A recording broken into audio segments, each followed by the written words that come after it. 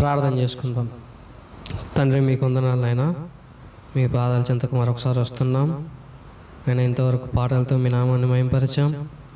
మీరు ఆరాధనలో తోడుగా ఉన్నారు తండ్రి.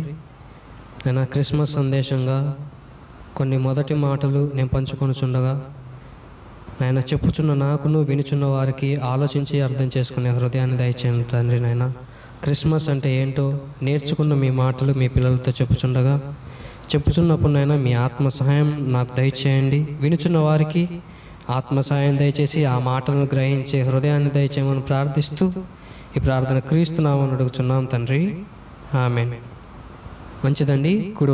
ముందుగా నన్ను ఇక్కడ నిలబెట్టుకున్న తండ్రి అయిన దేవునికి, అవకాశం ఇచ్చిన సేవకులకు, కూడి వచ్చిన మీ అందరికీ యేసుక్రీస్తు నామమున వందనాలు. మీ అందరికీ అలాగే మీ అందరికీ క్రిస్మస్ శుభాకాంక్షలు.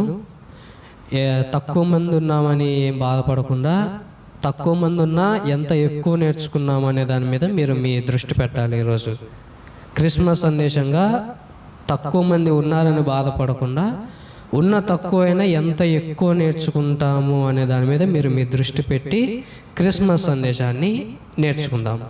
క్రిస్మస్ అనే పదం మీ ఎవరికి కొత్త కాదు, మీ అందరికీ తెలిసినదే. ఎన్నో సంవత్సరాలైంది మీరు బాప్తిస్మం తీసుకొని, మరి మీరు క్రైస్తవులను పిలువబడిన నాటి నుంచి క్రిస్మస్ అనే పదం మీ జీవితంలో మీకు కొత్త ఏం కాదు. ప్రతి సంవత్సరం మీరు క్రిస్మస్ జరుపుకుంటూనే ఉంటారు.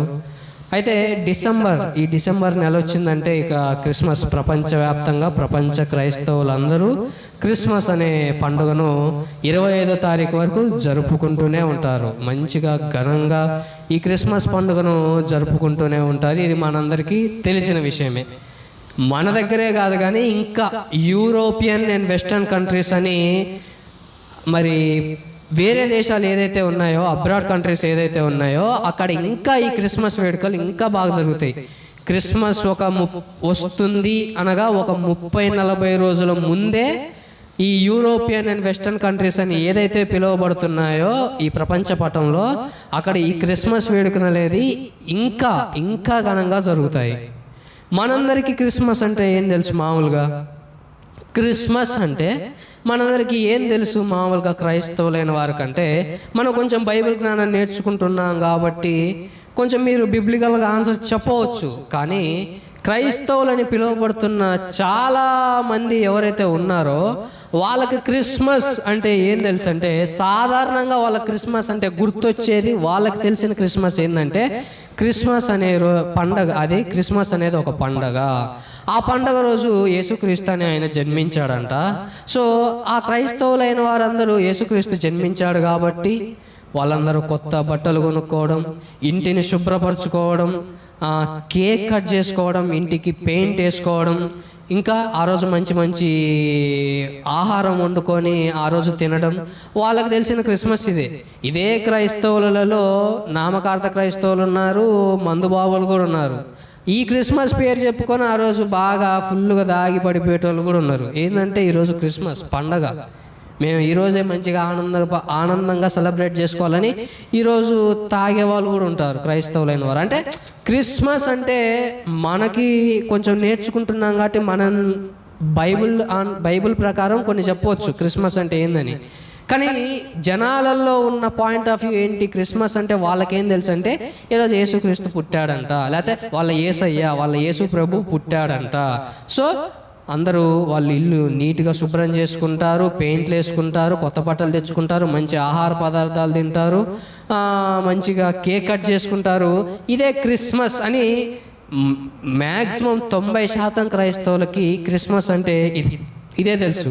మరి ఈరోజు క్రిస్మస్ 25వ తారీఖులో మనం ప్రవేశించాం. ఈరోజు క్రిస్మస్, అందరూ సంఘాలకు వెళతారు, హ్యాపీ క్రిస్మస్, మేరీ క్రిస్మస్ అని ఒకరినొకరు విష్ చేసుకుంటారు, స్టేటస్లు పెడతారు, ఇన్స్టాగ్రామ్స్ కానీ ఇట్లా సోషల్ మీడియా యాప్స్లో పోస్టులు పెడతారు. ఇంకా ఇలా క్రిస్మస్ అని ఒకరినొకరు ఈరోజు విష్ చేసుకుంటారు. క్రిస్మస్ కదా ఈరోజు. చాలామంది సంఘాలకు మీరు వెళ్ళి చూస్తే ఎప్పుడు రాని భక్తులు, అంటే ప్రతి ఆదివారం సంఘంలో కనపడని భక్తులు ఈరోజు మీరు వెళ్ళి చూస్తే ప్రతి సంఘాలలో కనపడతారు. అంటే క్రిస్మస్ వస్తుందంటే మనకు ఒకటి గుర్తు ఉండాల్సింది ఏంటి అంటే ఎప్పుడు కనపడని భక్తులు 25వ తారీఖు క్రిస్మస్ రోజు సంఘంలో కనపడతారు. ఆ రోజు ఎక్కువ చైర్స్ తెప్పిస్తారు, ఎక్కువ టెంట్స్ తెప్పిస్తారు, పట్టాలు వేస్తారు, అంటే మ్యాచ్ వేస్తారు, కుర్చీలు తెప్పిస్తారు. ఏంటంటే ఈరోజు క్రిస్మస్, చాలామంది ఈరోజు మందిరానికి వస్తారు అని. క్రిస్మస్ వస్తుందంటే ఇలా క్రైస్తవులైన వారు సిద్ధపడతారు. ప్రియమైన దేవుని వారలారా, నేను ఒక ప్రశ్న అడగాలనుకుంటున్నాను. క్రిస్మస్ అంటే ఇంతవరకు నేను ఏదైతే చెప్పానో ఇదే క్రిస్మస్సా? జనాలకి ఇదే తెలుసు, కానీ ఇది క్రిస్మస్సా? దీన్ని క్రిస్మస్ అని బైబిల్ చెబుతుందా అంటే కాదు. క్రిస్మస్ కదా, ఈరోజు సామాన్యుల నుంచి అధికారుల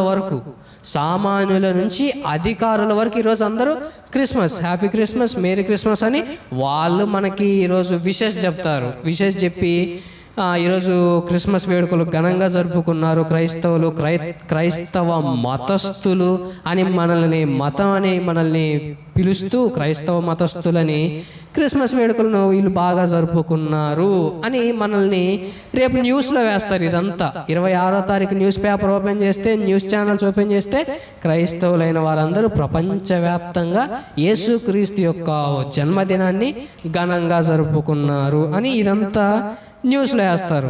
అయితే క్రిస్మస్ పేరుతో మనం ఒకరికొకరు హ్యాపీ క్రిస్మస్ అని చెప్పుకోవడం తప్పు కాదు. క్రిస్మస్ అంటే మీరు ఇంటిని శుభ్రపరచుకోవడం తప్పు కాదు.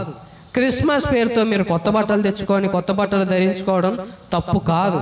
క్రిస్మస్ రోజు మీరందరూ ఏదైతే తింటారో, ఆహార పదార్థాలు వండుకొని తింటారో అది తప్పు కాదు. క్రిస్మస్ రోజున కేక్ కట్ చేసుకొని సెలబ్రేట్ చేసుకోవడం తప్పు కాదు. క్రీస్తు పుట్టాడని మనందరం సంతోషించుకొని ఆనందంగా ఉండడం ఆ రోజు తప్పు కాదు. తప్పు కాదా? తప్పు కాదు. కానీ ఇవన్నీ చేసి మనం చెయ్యాల్సింది చెయ్యకపోతే అది తప్పు.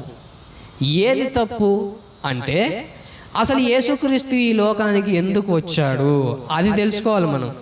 అది తెలుసుకోకుండా, ఆయన రాక ఎందుకు జరిగిందో గ్రహించకుండా మనం క్రిస్మస్ జరుపుకుంటే అది తప్పు.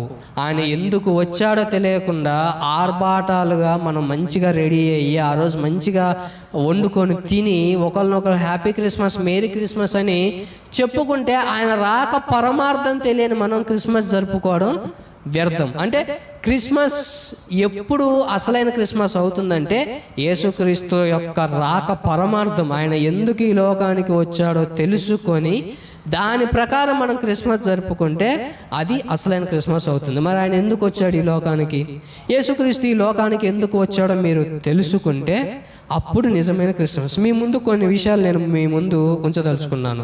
ఆ విషయాలు మనం గ్రహించి వాటి ప్రకారం ఆ జ్ఞానం మనం కలిగి ఉండి అలా మనం జీవిస్తే అదే నిజమైన క్రిస్మస్. మీ ముందు నేను కొన్ని విషయాలు పెట్టదలుచుకున్నాను. మొదటి విషయం, యేసుక్రీస్తు ఈ లోకానికి ఎందుకు వచ్చాడు అంటే, యేసుక్రీస్తు ఈ లోకానికి రావడానికి మొదటి కారణం తండ్రిని బయలుపరచడానికి యేసుక్రీస్తు ఈ లోకానికి వచ్చాడు. ఎందుకు వచ్చాడు యేసుక్రీస్తు? తండ్రిని బయలుపరచడానికి వచ్చాడు.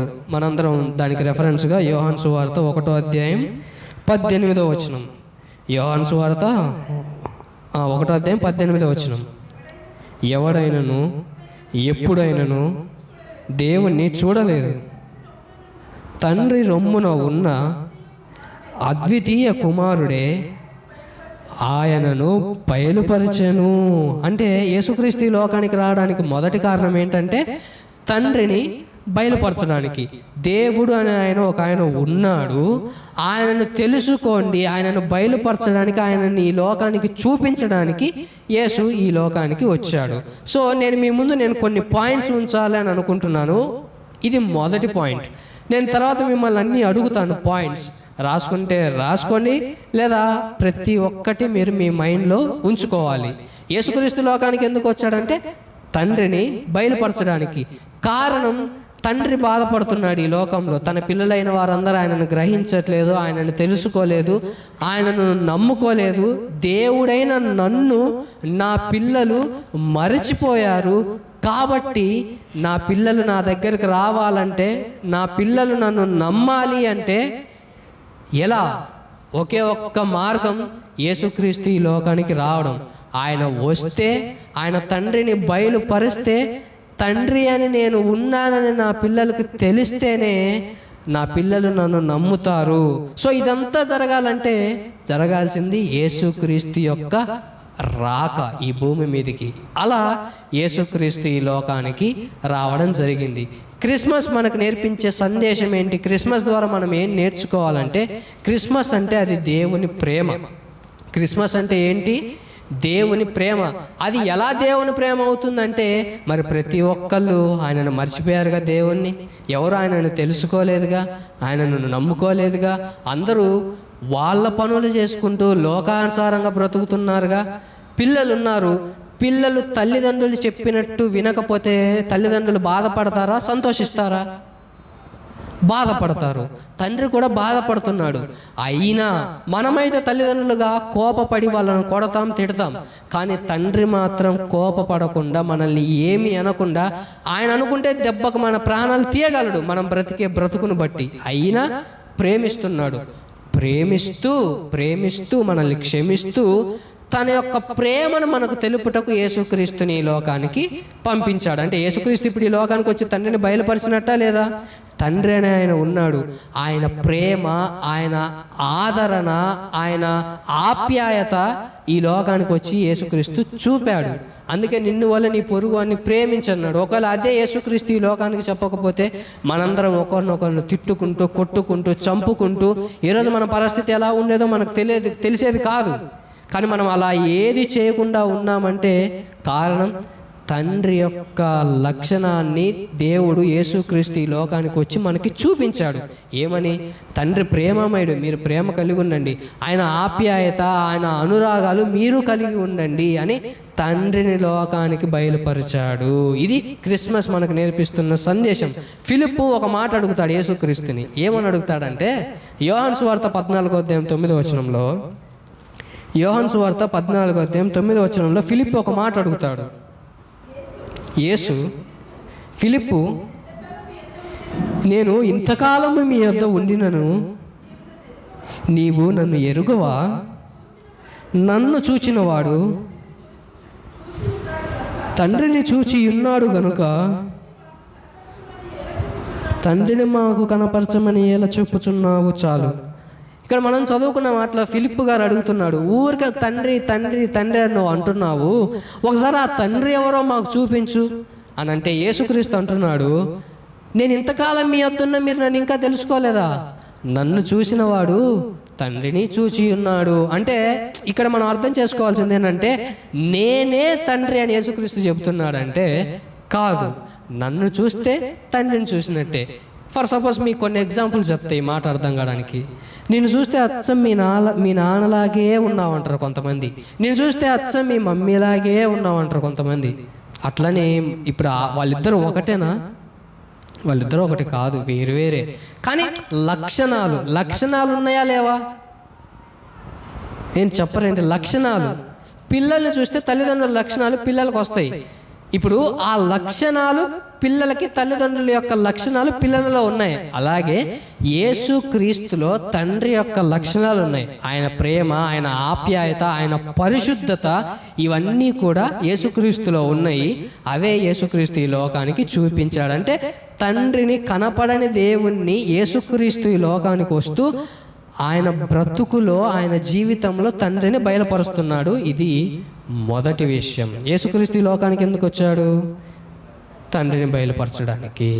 రెండో విషయం, యేసుక్రీస్తు ఈ లోకానికి రావడానికి కారణం పాపులను రక్షించుటకు యేసుక్రీస్తు ఈ లోకానికి వచ్చాడు. దీనికి రెఫరెన్స్గా మత్తయి సువార్త 1:21 మత్తయి సువార్త 1:21 తన ప్రజలను వారి పాపముల నుండి ఆయనే రక్షించును గనుక ఆయనకు యేసు అని పేరు పెట్టుదు అనెను. తన ప్రజలను వారి పాపముల నుండి రక్షించేది ఆయనే యేసుక్రీస్తు. అంటే పాపములో ఉన్న ప్రజలందరినీ రక్షించడానికి వచ్చిన ఆయన యేసుక్రీస్తు. దేవుణ్ణి మర్చిపోయి ఈ లోకానుసారంగా ఈ లోకంలో ఉండే ఆశల వైపు తిరిగిపోయి పాపులైన వారు ఎవరైతే ఉన్నారో అలా వాళ్ళందరినీ రక్షించడానికి వచ్చిన ఆయన యేసుక్రీస్తు. అలా పౌలును రక్షించింది యేసుక్రీస్తా కాదా? పౌలు గారు చెప్తాడు కదా తిమోతికి పత్రిక రాస్తూ, 1 తిమోతి పత్రిక 1వ అధ్యాయం 15వ వచనంలో ఏమంటాడు చూడండి. తిమోతికి రాసిన 1 పత్రిక 1వ అధ్యాయము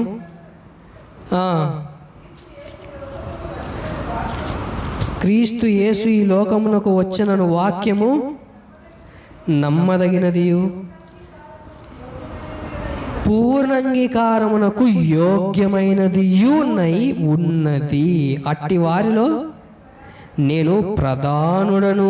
ఎవరంటున్నారు ఈ మాట? పౌలు గారు అంటున్నారు. అపోస్తలుడైన పౌలు గారు అంటున్నారు. ఎందుకంటున్నాడు? ఆయన పాపి కాబట్టి. పాపినైన నన్ను యేసుక్రీస్తు రక్షించాడు. మనకు ఆయన జీవితం అంతా చాలాసార్లు మాట్లాడుకున్నాం. అలా పౌలులాగా ఇంకా ఎవరైతే పాపంలో ఉన్నారో ఆ కాలంలో ఈ కాలంలో కూడా ఎవరైతే పాపముతో వారి జీవితాలతో నిండిపోయి ఉన్నారో వాళ్ళందరినీ రక్షించడానికి యేసుక్రీస్తు ఈ లోకానికి రావడం జరిగింది. ప్రియమైన దేవుని వర్లారా, పాపి మనిషి అయ్యాడంటే దానికి కారణం ఎవరు? ఒక మనిషి పాపి అయ్యాడంటే దానికి కారణం ఎవరు? అపవాది. అపవాది మనిషిని పాపిగా మార్చింది. ఈ లోకంలో ఉన్న వాటన్నిటిని చూపించి మనిషిని పడగొట్టింది. సో అపవాది మనిషిని పాపిని చేసింది కాబట్టి ఆ అపవాది క్రియలను లయపరిచి పాపముతో ఉన్న మనిషిని దాని నుంచి తప్పించి రక్షించుటకు యేసుక్రీస్తు ఈ లోకానికి వచ్చాడు. 1 యోహాను పత్రిక 3వ అధ్యాయం 8వ వచనం మనం చదివితే 1 యోహాను పత్రిక 3వ అధ్యాయం 8వ వచనంలో అపవాది మొదటి నుండి పాపం చేయుచున్నాడు గనుక పాపము చేయవాడు అపవాది సంబంధి. అపవాది యొక్క క్రియలను లయపరచుటకే దేవుని కుమారుడు ప్రత్యక్షమాయను. యేసుక్రీస్తు ఎందుకు ప్రత్యక్షమయ్యాడంటే ఈ లోకంలో అపవాది క్రియలను లయపరచాలి. అపవాది క్రియలను లయపరిచి ఆ పాపముల నుంచి దేవుని పిల్లలను రక్షించి దేవుని దగ్గరికి తిరిగి చేర్చాడు. సో యేసుక్రీస్తు ఈ లోకానికి రావడానికి రెండవ కారణం ఏంటి? పాపులను రక్షించుటకు. అలా ఎందరినో యేసుక్రీస్తు రక్షించాడు. ఈ లోకంలో ఎందరైతే పాపులు ఉన్నారో వాళ్ళందరినీ ఈరోజు మనం రక్షించాలి. కారణం మనం క్రైస్తవులం, యేసుక్రీస్తును నమ్మిన వారం కనుక. మనకు కనెక్ట్ అయిన పీపుల్ ఎవరైతే ఉంటారో వాళ్ళందరూ పాపముతో ఉన్నారని మనం గ్రహిస్తే మనం మన జీవితాలలో యేసుక్రీస్తు యొక్క లక్షణాలను చూపుతూ సువార్త వారికి ప్రకటిస్తూ వారి పాపముల నుండి ఈరోజు మనం కూడా ఏం చేయాలి? వాళ్ళని రక్షించవలసిన వారమై మనం ఉన్నాం. అది మన బాధ్యత. 2 విషయాలు ఏంటి? 1 తండ్రిని బయలుపరచడం, 2 పాపముల నుండి పాపులను రక్షించడం. 3వది లూకా సువార్త 4వ అధ్యాయము 18వ వచనం. లూకా సువార్త 4వ అధ్యాయము 18వ వచనం. యేసుక్రీస్తు ఈ మాటలు చదువుతున్నాడు. ఆయన వచ్చిన పని చెప్పుటకు, ప్రభు ఆత్మ నా మీద ఉన్నది, బీదలకు సువార్త ప్రకటించుటకై ఆయన నన్ను అభిషేకించెను, చెరలో ఉన్న వారికి విడుదలను, గుడ్డి వారికి చూపును ప్రకటించుటకును, నలిగిన వారిని విడిపించుటకును, ప్రభు హితవత్సలమును ప్రకటించుటకును. చాలు, ఆయన నన్ను పంపి ఉన్నాడు. మనం చదువుకున్న మాటలో బీదలకు సువార్త ప్రకటించుటకు ఆయన నన్ను అభిషేకించను, చెరలో ఉన్న వారికి విడుదల కలుగు చేయుటకు నేను ఈ లోకానికి వచ్చాను అని యేసుక్రీస్తు చెబుతున్నాడు. బీదలంటే ఈరోజు మీరు సమాజంలో చూసే బీదలు కాదు. అంటే రోడ్ల మీద కొంచెం ఏ ఆశ్రయం లేకుండా అడుక్కునేవారు అంటారుగా వాళ్ళు కానీ, ఇంకా తల్లిదండ్రులు లేనివారు కానీ, అలా బీదలైన వారంటే మనకు తెలిసిన బీదలు వీళ్ళు. కానీ ఇక్కడ ఆ బీదల గురించి మనం మాట్లాడుకోవట్లేదు. కానీ దేవుని యొక్క సువార్త, దేవుని యొక్క సువార్త తెలియని ప్రజలు ఎవరైతే ఈ భూమి మీద ఉన్నారో అట్టి బీదలకు సువార్త ప్రకటించుటకు ఎవరు వచ్చారంట? యేసుక్రీస్తు వచ్చాడు. మరి యేసుక్రీస్తు బీదలకు సువార్త ప్రకటించాడా? యేసుక్రీస్తు సువార్త ప్రకటించాడు. 5 ప్రాంతాలలో ఆయన బహుబలంగా సువార్త ప్రకటించాడని మొన్న నేను చెప్పడం జరిగింది. 5 ప్రాంతాలు ఏంటి ఎవరికైనా గుర్తుందా? గలిలయ, యూదయ, సమరయ, యెరూషలేము, ఇంకా పెరియా. ఈ 5 ప్రాంతాలలో ఆయన బీదలైన వారందరికీ సువార్త ప్రకటించాడు. సువార్త ప్రకటించి వాళ్ళు బీదలుగా ఉండక దేవునిలో ధనవంతులుగా ఉండేవారిలాగా యేసుక్రీస్తు వాళ్ళని మార్చాడు. ఇప్పుడు మనమేం అర్థం చేసుకోవాలి దీని ద్వారా అంటే, ఈ లోకంలో ఈరోజు ఎందరో బీదలైన వారు ఉన్నారు. అందరికి ఇల్లులు ఉన్నాయి, అందరికి బాగానే ఉన్నాయి. వాళ్ళు బీదలు అంటే వాళ్ళు ఏ విషయంలో బీదలు? వాక్యం విషయంలో బీదలు, సువార్త తెలియని వారి విషయంలో బీదలు. అట్టి వారికి మనం సువార్త ప్రకటిస్తూ వాళ్ళని బీదలుగా ఉండకుండా దేవునిలో వాళ్ళని ధనవంతులు చెయ్యాలి. అందుకు యేసుక్రీస్తు ఈ లోకానికి వచ్చాడు. ఎందుకు వచ్చాడు? బీదలకు అంటే వాక్యం తెలియని వారికి సువార్త ప్రకటించి వాక్యంలో వాళ్ళను ధనవంతులను చేయుటకు యేసుక్రీస్తు ఈ లోకానికి వచ్చాడు. ఎన్ని విషయాలు అయిపోయినాయి? ఎన్ని? 3. ఏంటవి? తండ్రిని బయలుపరచడం, పాపులను రక్షించడం, బీదలకు సువార్త ప్రకటించడం. పిల్లల్ని కిందికి తీసుకెళ్ళండి లేదా జాగ్రత్తగా కంట్రోల్ చేయండి, ఫోకస్ పోకుండా చూసుకోండి. 4వ విషయంలోనికి వెళ్ళిపోదాం. 4వ విషయం ఏంటి అనంటే లూకా సువార్త 2వ అధ్యాయము. లూకా సువార్త 2వ అధ్యాయము 50వ వచనం చదవండి. 50వ వచనం. అంతటా అయితే ఆయన తమతో చెప్పిన వారి మాట వారు గ్రహింపలేదు. నెక్స్ట్. అంతటా ఆయన వారితో కూడా బయలుదేరి నజరేతునకు వచ్చి వారికి లోబడి ఉండెను. ఆయన తల్లి ఈ సంగతులన్నిటినీ తన హృదయములో భద్రం చేసుకున్నాను. ఇక్కడ మనం చదువుకున్న మాటలో 51వ వచనంలో ఒక మాట ఉంది, యేసుక్రీస్తు వారికి లోబడి ఉండెను అని ఉంది. యేసుక్రీస్తు ఎవరికో లోబడ్డాడు. ఎవరికి లోబడ్డాడంట? తల్లిదండ్రులకి యేసుక్రీస్తు లోబడ్డాడు. ఈరోజు ఏ వయసులో మీరున్నా మీ వయసుతో సంబంధం లేకుండా మీరు మీ తల్లిదండ్రులకు లోబడాలి అని చూపించుటకు యేసుక్రీస్తు ఈ లోకానికి వచ్చాడు. యేసుక్రీస్తు 30 సంవత్సరాలు తల్లిదండ్రుల దగ్గర ఉన్నాడు. తర్వాత సువార్త ప్రకటనకై దేవుడి పనిని ఆరంభించాడు. 30 సంవత్సరాలు యేసుక్రీస్తు తల్లిదండ్రుల దగ్గర ఉంటే 30 సంవత్సరాలు కూడా యేసుక్రీస్తు తల్లిదండ్రులకు లోబడి ఉన్నాడు. లోబడి. ఈరోజు మీరు చూడండి, సమాజంలో చాలామంది ఉంటారు పిల్లలైన వారు తల్లిదండ్రులకు లోబడరు. లోకాశల్లో మునిగిపోయి లోకంలో కలిసిపోయి లోకానుసారంగా బ్రతికేవారు ఈరోజు సమాజంలో ఎక్కువ మంది ఉన్నారు.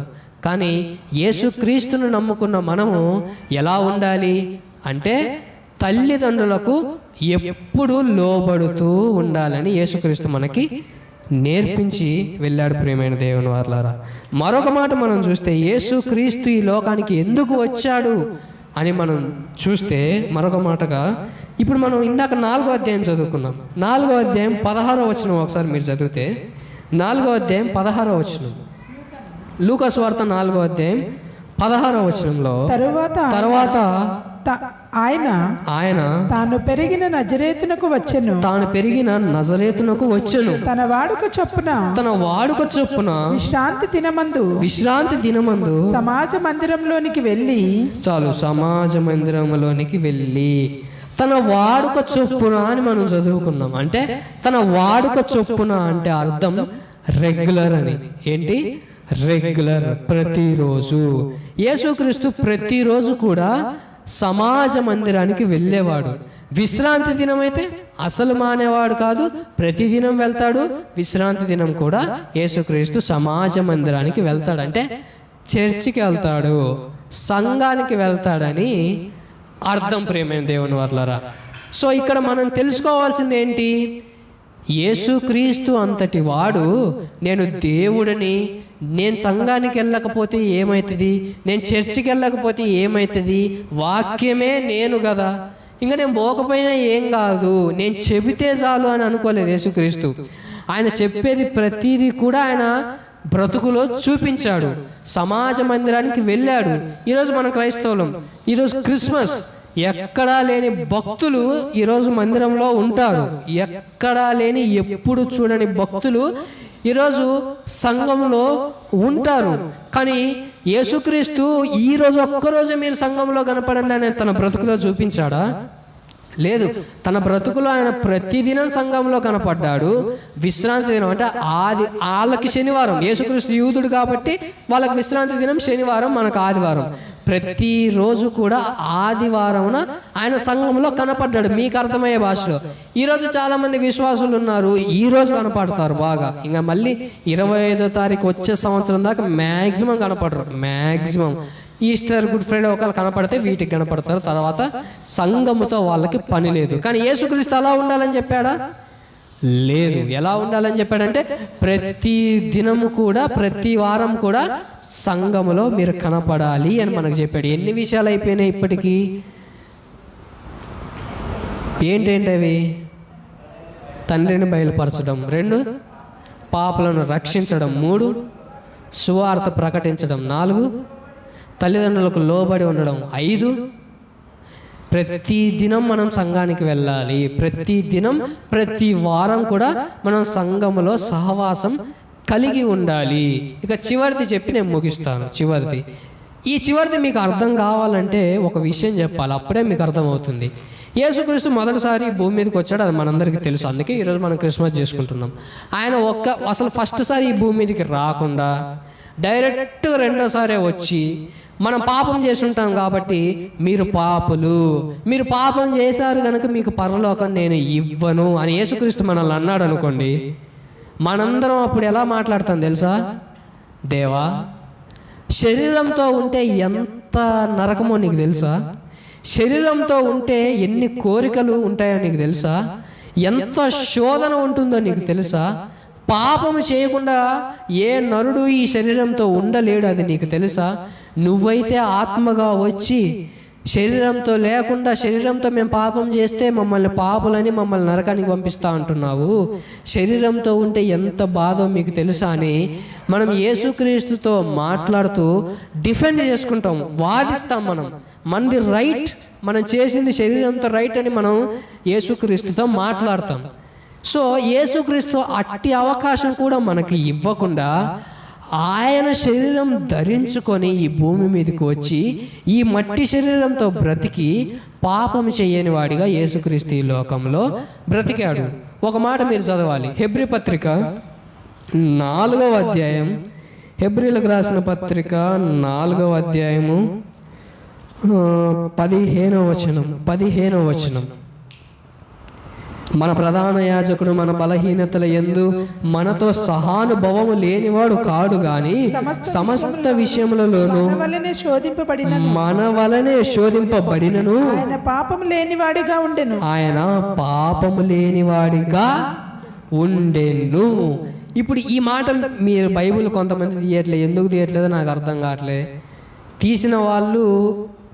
తీసిన వాళ్ళు ఉంటే ఈ మాట అందరికి అర్థమైందా? ఈ మాట ఎంతో అవసరమైన మాట, ఇంపార్టెంట్ పాయింట్ ఇప్పుడు నేను చెప్పబోయేది.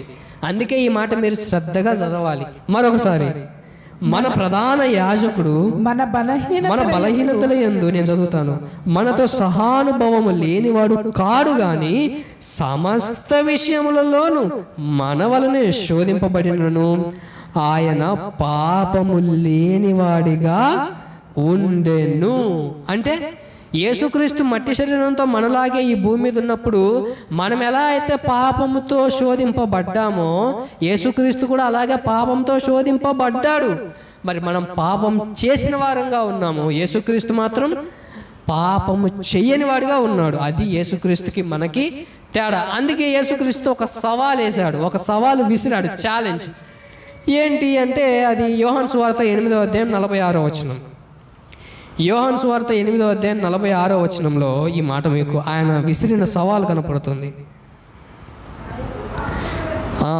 నా యందు పాపము ఉన్నదని మీలో ఎవడు స్థాపించును అంటున్నాడు. ఎవడు స్థాపించును? రోమపత్రిక 3వ అధ్యాయంలో 23వ వచనంలో అందరూ త్రోవ తప్పి పనికి మాలిన వారైరి. అంటే మనందరం త్రోవ తప్పాం, పనికి మాలిన వారమైపోయాం. పనికి వాలిన వారం అయిపోయాం కనుక యేసుక్రీస్తు మనందరికీ ఒక మాదిరి చూపించి వెళ్ళిపోయాడు. అదేంటి అంటే పేతురు రాసిన మొదటి పత్రిక 2వ అధ్యాయం 21వ వచనంలో మనకు కనపడుతుంది. పేతురు రాసిన మొదటి పత్రిక 2వ అధ్యాయము 21 నుంచి మనం చదివితే, నేను చదువుతాను, మీరందరూ నన్ను ఫాలో అవ్వండి. క్రీస్తు కూడా మీ కొరకు బాధపడి మీరు తన అడుగుజాడల యందు నడుచుకున్నట్లు మీకు మాదిరి ఉంచిపోయాను. ఆయన పాపము చేయలేదు, ఆయన నోట ఏ కపటము కనపడలేదు, ఆయన దూషింపబడియు బదులు దూషింపబడలేదు, ఆయన శ్రమ పెట్టబడియు బెదిరింపక న్యాయముగా తీర్పు తీర్చు దేవునికి తన్ను తాను అప్పగించుకొనెను. మనము పాపముల విషయమై చనిపోయి నీతి విషయమై జీవించినట్లు ఆయన తానే తన శరీరమందు మన పాపములను మ్రాను మీద మోసుకొనెను. ఆయన పొందిన గాయముల చేత మనకు మీరు స్వస్థత నొందితిరి. మీరు గొర్రెల వలె దారి తప్పిపోతురు కానీ ఇప్పుడు మీ ఆత్మలకు కాపరియు అధ్యక్షుడనై ఆయన వైపుకు మళ్ళీ ఉన్నారు. అంటే ఏమర్థం అవ్వాలి ఈ మాటలు మనం చదివినప్పుడు? ఆయన యందు ఏ పాపము లేదు. మనం మాత్రం తప్పి పనికి మాలిన వారం అయిపోయాం. కాబట్టి పనికి మాలిన వారమైన మనకి ఆయన మాదిరి చూపాడు. ఆయన యందు ఏ కపటము లేదు, దూషణ లేదు, ద్వేషము లేదు. ఆయన శత్రువుని తిరిగి మళ్ళీ ఆయన శ్రమ పెట్టలేదు. ఆయనను శ్రమ పెట్టినా తీర్పు తీర్చే దేవునికి తన్ను తాను శ్రమ పెట్టిన వారిని అప్పగించాడు. సో ఇదంతా యేసుక్రీస్తు నుంచి మనం నేర్చుకోవాల్సిన విషయాలు. ప్రేమైన దేవుడు, ఇదంతా క్రిస్మస్ సందేశమే. ఎందుకు యేసుక్రీస్తు ఈ లోకానికి వచ్చాడు చెప్పండి? 6 విషయాలు మీ ముందు పెట్టాను. ఏంటవి?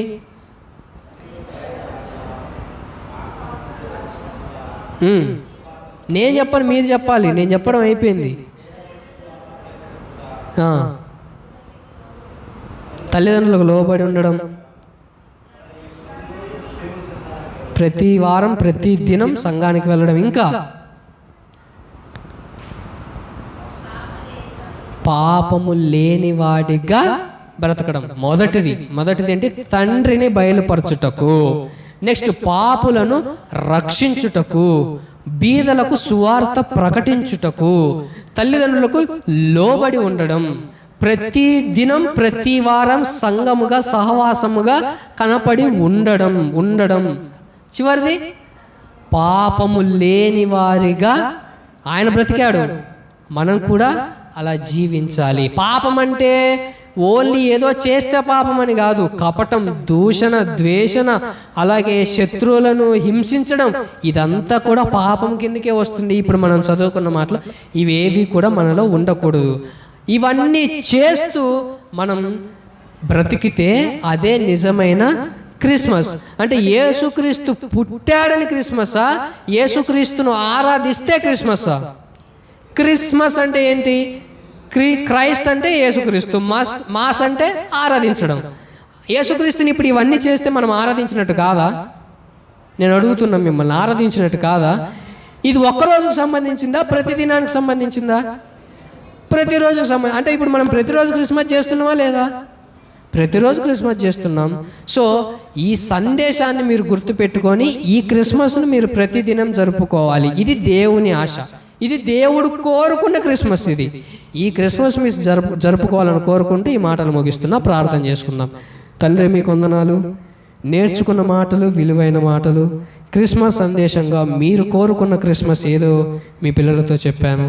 అటు క్రిస్మస్ మేమందరం ప్రతిరోజు చేస్తూ మిమ్మల్ని ఆనందపరుస్తూ ఈ జీవితాన్ని ముగించుకునే భాగ్యాన్ని మాకు దయచేయమని ప్రార్థిస్తూ ఈ ప్రార్థన క్రీస్తు నామమున అడుగుచున్నాను తండ్రి. ఆమేన్.